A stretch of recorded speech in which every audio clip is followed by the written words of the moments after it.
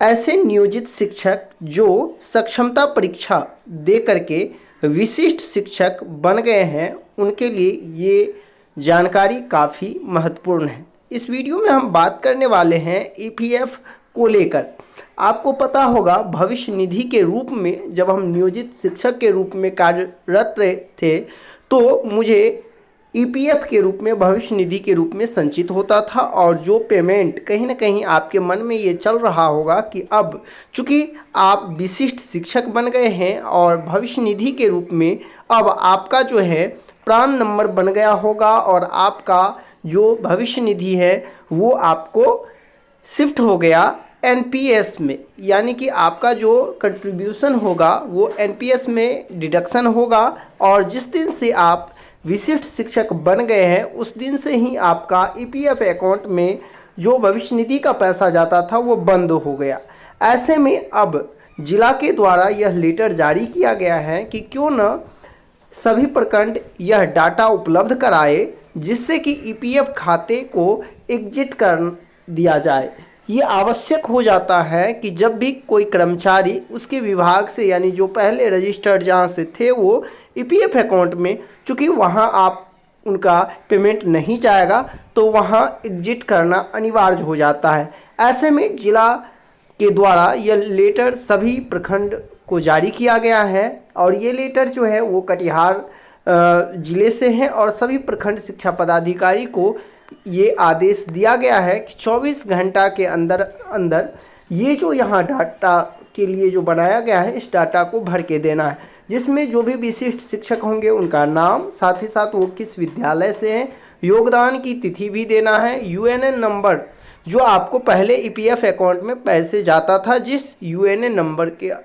आधार पर वो चाहिए, और फिर चूँकि नया में अब आपका प्राण नंबर आ गया होगा उसी में आपका डिडक्शन होगा, कंट्रीब्यूट होगा एनपीएस का पेमेंट, तो वो भी आपको यहाँ देने होंगे।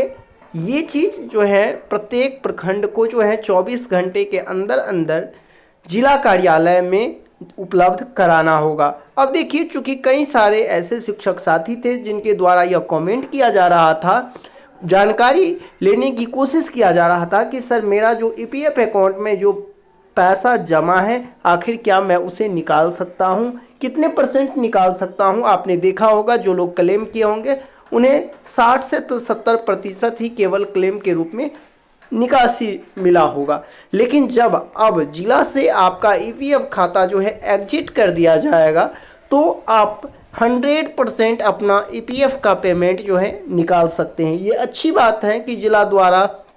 इस तरह की जो है लेटर जारी किया गया है। उम्मीद है सभी जिला इस पर पहल करेंगे और जल्द ही सभी जिला द्वारा ईपीएफ खाता को एग्जिट कर दिया जाएगा। उसके बाद यदि आप ईपीएफ का पेमेंट निकासी करते हैं तो आपका 100% ईपीएफ का जो पैसा है वो निकासी हो जाएगा, क्योंकि अब आपका जो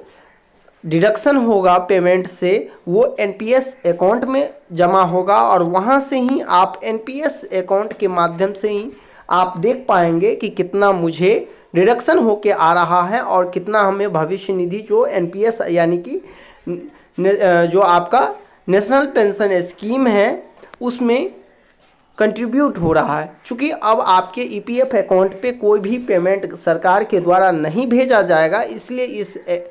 खाते को अब बंद कर दिया जाएगा। तो आपको जो है फाइनली जैसे ही आपका जो अकाउंट एग्जिट हो जाएगा उसके बाद आप 100% अपना पेमेंट जो है उसका क्लेम कर सकते हैं। उसके बाद आपको जो ईपीएफ खाता है वहाँ जा कर के आपको क्लेम करना है, और क्लेम करने के बाद आपका जो भी पेमेंट वहाँ है वो सारे पेमेंट आप ईपीएफ अकाउंट से निकाल सकते हैं। तो बस यही एक छोटा सा जानकारी आप सभी शिक्षक साथी के लिए था, जिससे कई सारे शिक्षक साथी का ईपीएफ अकाउंट के लेकर उसमें जो है उपलब्ध पेमेंट है, जो राशि है उसको लेकर जो डाउट था वो अब क्लियर हो चुका होगा। यदि आप 60% या 70% पेमेंट निकाल चुके हैं तो बाकी शेष बचे भी जब एग्जिट हो जाएगा उसके बाद आप अपने बैंक अकाउंट में फाइनली निकाल सकते हैं।